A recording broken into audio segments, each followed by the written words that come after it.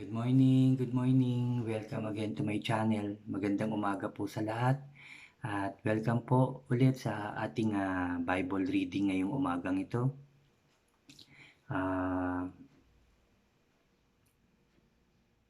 Kahapon ay ang ating binasa sa 1 Samuel is itong 18 to 20, no? So ngayon ang ating babasahin naman ay ang 21 to 24 ng 1 Samuel. So, pasadahan ko lang yung kahapon ng umaga. Pagkaraan ng ilang sandali, sinabi ni Jonathan, "Sige, lumakad ka na. Samahan ka nawa ng Diyos. Tulungan nawa tayo ni Yahweh na huwag masira ang ating pangako sa isa't isa. Pati ang ating mga susunod na salinlahi, magpakailanman." At naghiwalay silang dalawa, umalis na si David at umuwi naman sa lungsod si Jonathan. So sabi naman dito, 'di ba? Sabi naman dito sa chapter 21, si David ay nagpunta sa Nob at nagtuloy siya sa paring si Ahimelech. Sinalubong siya nito na nanginginig na tinanong, "Wala kang kasama? Bakit ka nag-iisa?" Sumagot si David, "Inutusan ako ng hari at ayaw niyang ipasabi kahit kanino. Iniwan ko ang aking mga kasama, nagpahintay ako doon sa kanila. Ano bang makakain diyan? Bigyan mo ako ng 5 tinapay o kahit na anong meron diyan," sabi ni David kay paring Ahimelech. Sinabi ng pari, "Walang tinapay dito kundi ang panghandog.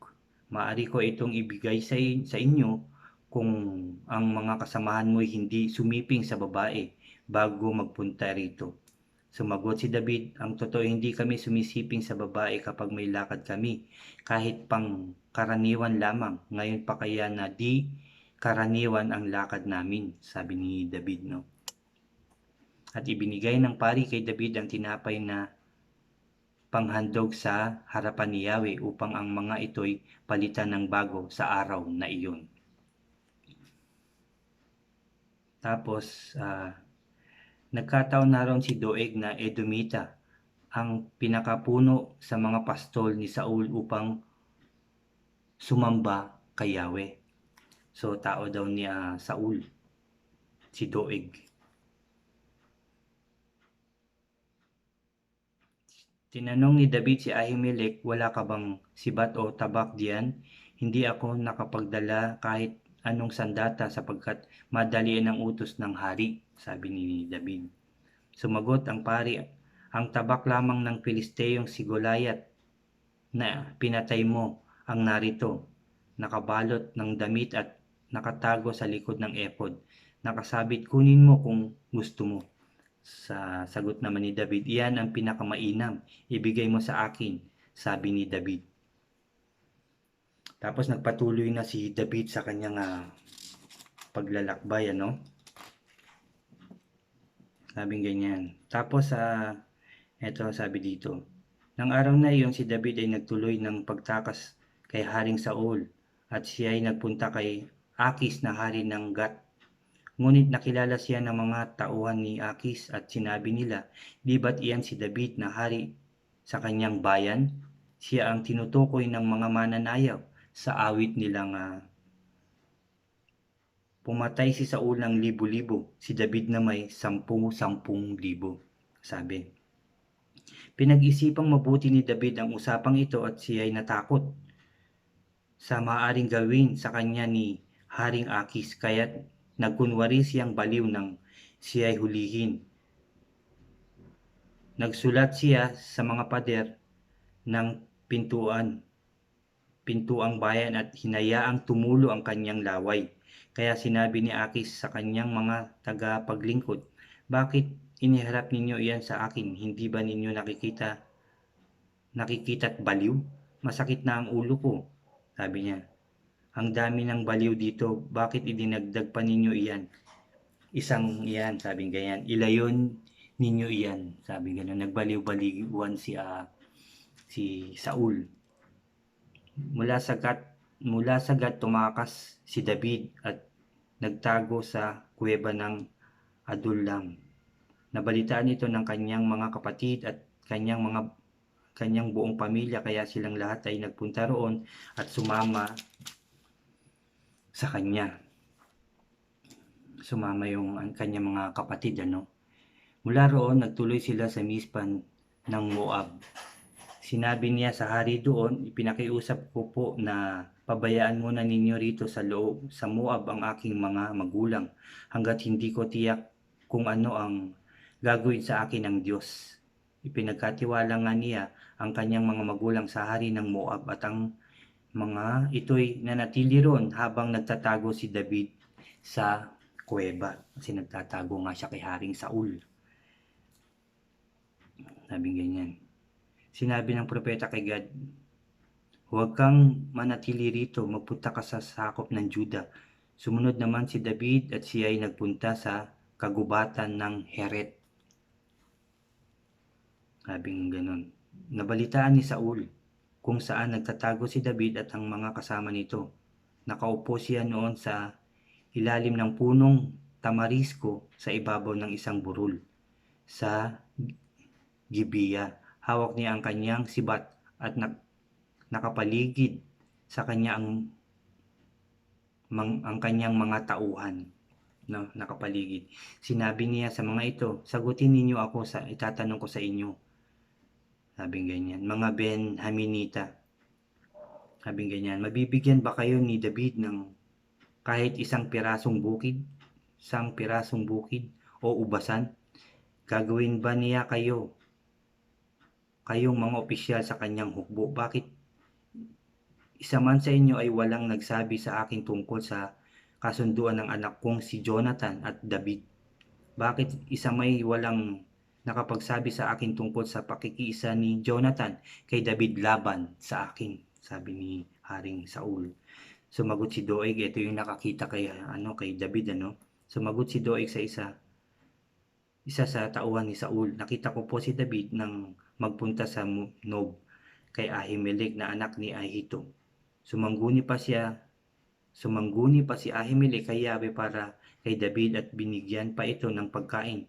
Binigay rin dito ang espada ni Goliath. So nagsumbong na yung sinasabing tauhan ni Haring Saul. Alam niyo ba ang ginawa ni Haring Saul kila Ahimelech?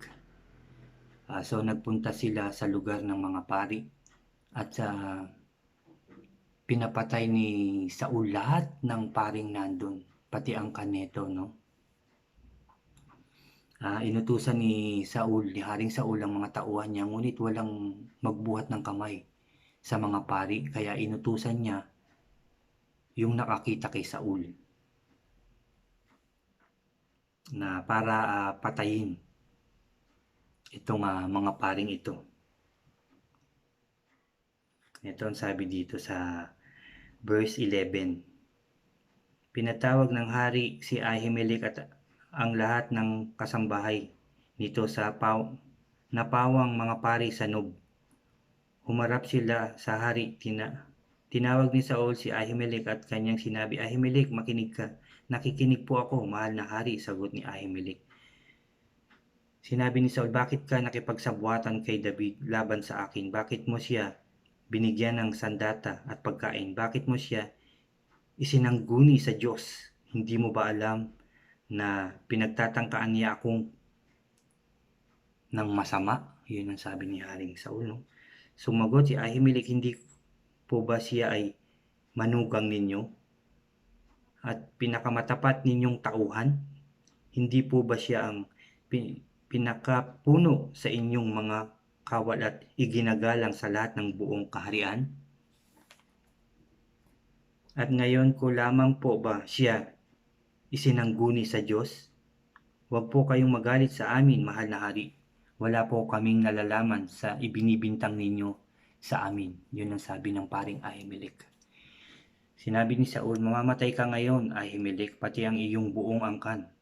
At inutusan ng hari ang mga tauhan na malapit sa kanya. Patayin ninyo ang mga pari ni Yahweh. Kasabwat sila ni David. Alam nila nang ito'y tumakas ngunit hindi nila sinabi sa akin, ngunit ayaw sumunod ng mga tauhan. Ayaw nilang patayin ng mga hari, Sumunod naman si Doeg, inutusan nila si Doeg at ng araw ng iyon pinatay niya ang 85 paring nakasuot ng ephod at ipinapatay rin ni Saul ang lahat ng mga taga-Nob. Isang lungsod ng mga pari, mga babae, lalaki, ang mga bata at mga sanggol, ang mga baka, asno at mga tupa, na sobrang galit ni Saul, pinapatay niya yun. Sabi pa rito ito na sa chapter 23, dumating ang araw na sinalakay ng isang pangkat ang mga Pilisteo ang Keila at sinamsam ang trigo sa giikan. Nalaman ito ni David kaya siya'y sumangguni kay Yahweh. Sabi niya, sumangguni siya kasi nandun sila, lalabanan ko po ba ang mga Pilisteyong ito? Sumagot ang Diyos, oo, sagot ni Yahweh, labanan mo sila at iligtas mo ang Keila. Ngunit sinabi ng mga kawal kay David, kung kay Saul lang ay takot tayo kaya tayo nagtatago dito sa Juda, paano natin malalabanan ang napakaraming Pilisteyong ito? Kaya muling sumangguni si David kay Yahweh. Ang sagot naman sa kanya, pumunta kayo sa Keila at pagtatagumpayin ko kayo laban sa mga Pilisteo.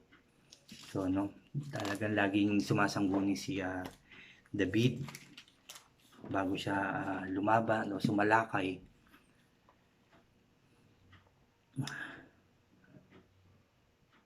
Si David ay nagtago sa ilang at maburol na lugar ng Ziph. Araw-araw hinahanap siya ni Saul, ngunit hindi itinulot ng Diyos na makita siya nito. Nanatili ang pangamba ni David sapagkat alam niyang siya'y talagang gustong patayin ni Saul. Nang siya'y nasa Hores sa ilang ng Ziph, pinuntahan siya ni Jonathan at pinalakas ang kanyang loob. Sa pangalan ni Yahweh, sinabi nito, David, huwag kang matakot at hindi ka papatayin ng aking ama. Ikaw ay magiging hari ng Israel, magiging kanang kamay mo ako. Alam na ito ng aking ama at ang kanilang pagiging magkaibigan ay muli nilang pinagtibay sa harapan ni Yahweh. Pagkatapos umuwi na si Jonathan at iniwan naman sa Heros si David. Pinuntahan pa rin siya ng kanyang mga best friend, kanyang matalik na kaibigan upang palakasin ang kanyang loob.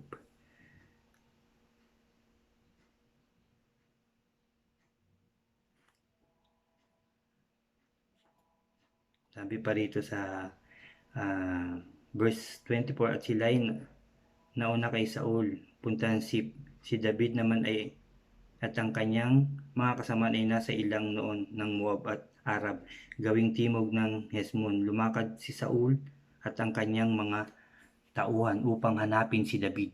Hindi ligid kay David na hinahanap siya ni Saul, kaya nagtago siya sa ilang ng Maon. Ngunit sinundan pa rin siya ni Saul. Samantalang nakabilang sa panig ng bundok sina Saul, sina David naman ay nasa kabila ng walang ibang mapupuntahan. Masusukol na lamang sila ni Saul nang dumating ang isang taga-balita na sabi kay Saul, magbalik na po kayo at sinalakay tayo ng mga Pilisteo. Kaya itinigil na ni Saul ang paghabol kay David at hinarap ang mga Pilisteo. Kaya't ang lugar na iyon ay tinawag na bato ng paghihiwalay. Mula roon, si David ay nagpunta sa En-Gedi at doon muna nanirahan.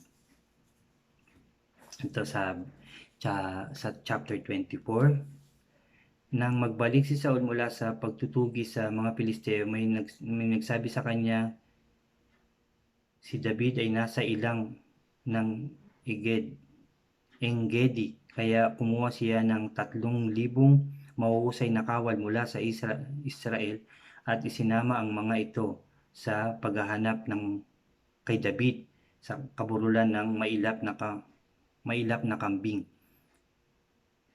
Nang mapatapat sila sa isang kulungan ng tupa sa tabi ng daan.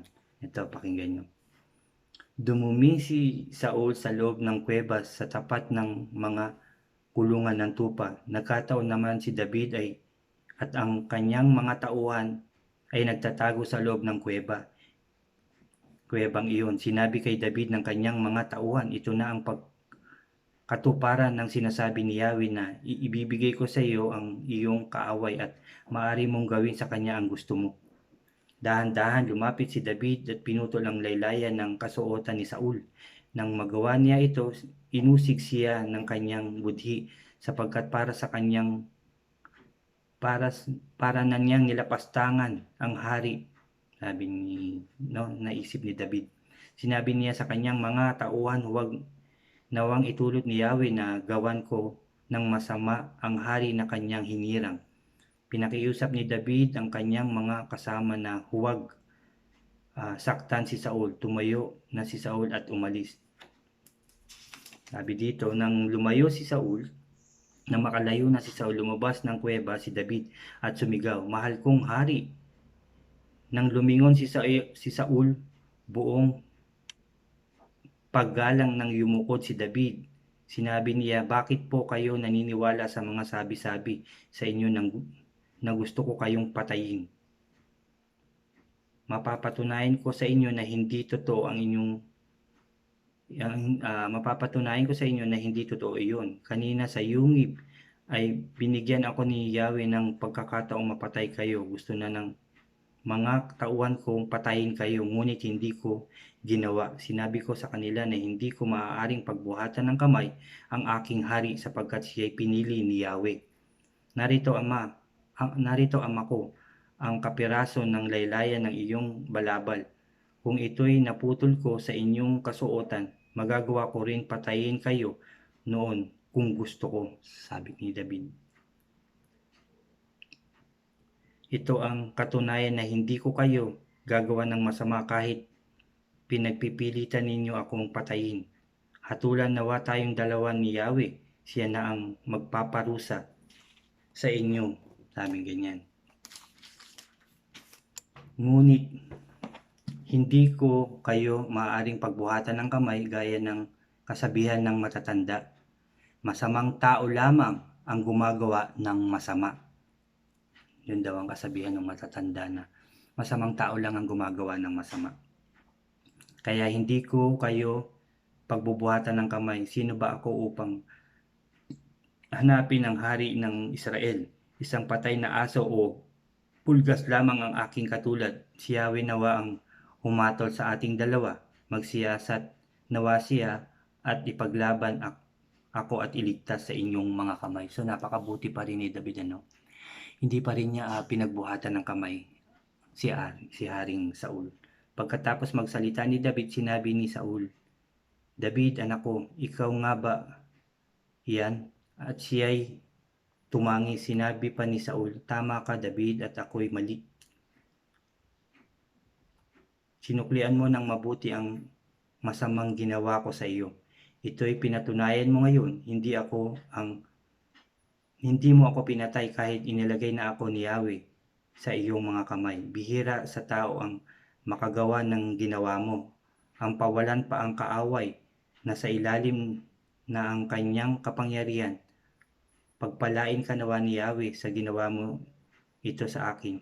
Ngayon alam kong ikaw ay magiging hari ng Israel at sigurado ako magiging matatag ang kaharian sa ilalim ng iyong kapangyarihan. Yun ang sabi ni Haring Saul. Pagtapos nito ay umuwi na si Saul, sila David naman ay nagbalik na sa kanilang pinagtataguan. So yun din napakabuti ni Saul na magiging haring David napakabuti at napakalinis ng kanyang puso. Tayo rin gusto rin ng Diyos na maging ganun tayo, na malinis ang ating puso, na gumawa lamang ng tama. Tinuturo din ng ating Diyos sa atin at nandito palagi yun sa Biblia na tayo'y magpakumbaba, magpatawad at magmahalan ng totoo. Tinuturo ng Diyos na mahalin natin siya ng totoo, ng taos sa ating puso, buong kaluluwa, ibigay ang ating buhay. Yun ang katuruan ngayong umagang ito sa ating nabasa, na maging mabuting tao, lumakad tayo ng matuwid, magpakumbaba, magpatawad sa mga taong gumagawa sa atin ng hindi maganda. Suklian natin sila ng kabutihan, dahil yun ang gusto ng ating Diyos. Muli ay samahan niyo ako sa ating maiksing panalangin para sa umagang ito. Aming Amang makapangyarihan sa lahat, maraming salamat sa iyong mga salita na aming nabasa na naman ngayong umaga. Sa iyong mga salitang makapangyarihan upang kami lahat ay baguhin at linisin, upang kami lahat ay patatagin sa aming pagtitiwala at pagsamba sa iyo, O God, sa aming pananampalataya sa iyo. Salamat Lord, salamat Jesus, salamat Holy Spirit, O God. Salamat Lord sa iyong kabutihan at pagmamahal sa amin lahat, O God. Nawa nga Lord, turuan mo kami maging matatag. Turuan mo kami na maging malinis, O God, at lumakad ng matuwid para sa inyo. Turuan mo kaming magmahal ng totoo, magpatawad ng totoo, at magpakumbaba ng totoo, O God. Ang iyong bawat taong ginawa at binigyang buhay, naway maging totoo para sa inyo, O God. At lahat ng tao, Lord, makilala ka rin ng lubusan ang iyong mga kamanghang mga ginawa, O God. Ang iyong mga kapangyarihan na walang makakapantay ay nawa malaman din ng buong tao na iyong ginawa, O God. Lord, salamat Lord. Dahil ikaw ay makapangyarihan, walang imposible sa iyo, O Diyos. Kaya ang virus na umiikot sa aming mundong to, Lord, we claim it and I claim it, Lord. Inaangkin ko na ito iyong lilinisin na, aayusin at tatanggalin na sa aming mundo. At muling magiging maayos na ang aming mundo. Masaya na muli, malinis, O God. At magiging masagana na uli, magiging maayos na ulit ang aming pamumuhay dahil sa inyong kabutihan at pagmamahal sa amin. Nagtitiwala kami sa inyo, O Diyos. Salamat Lord sa inyong pagmamahal sa amin at salamat sa aming Panginoong Jesucristo na ibinigay ang kanyang buhay para sa amin lahat, para sa aming kapatawaran ng aming mga kasalanan. Lord, patawarin mo nga po kami sa lahat ng aming kasalanan simula nang kami ipanganak hanggang ngayon, O God. Patawarin mo po kami, O Lord, at pagbigyan uli ng isang pagkakataon na maayos namin at maituwid ang aming mga buhay. Thank you, Lord. Thank you, Jesus. Thank you, Holy Spirit, sa inyong kabutihan. Salamat, Lord. Salamat, Jesus. Lord, we claim it na tagumpay na ang mundo namin sa virus na umiikot sa amin. Ito inyong nilinis na. In Jesus' name, O God. In Jesus' name, O God. Lord, siniselyohan ko na ng banal na dugo ng aming Panginoon sa Kristo ang aking panalangin at ang lahat ng mananalangin ay tagumpay na, O God. Lord, pinupuri ka namin, pinasasalamatan, sinasamba at dinadakila, O Diyos, sa tanging pangalan ng aming Panginoon sa Kristo na aming tagapagligtas. Ang lahat ay magsabi ng Amen and Amen. Salamat po muli sa umagang ito, sa pakikinig nyo na naman sa salita ng Diyos. Mabuhay po tayong lahat. At God bless po sa lahat. Salamat po muli. Sa mga bago nga pala po nakikinig at nakakapanood sa aking channel, mag-subscribe po kayo. I-like niyo po ang mga video na nandyan na mapapanood nyo. At hit nyo na rin yung button ng bell po para updated po kayo sa lahat ng aking video i-upload po. Salamat po muli. Mabuhay po ang lahat. God bless po sa ating lahat.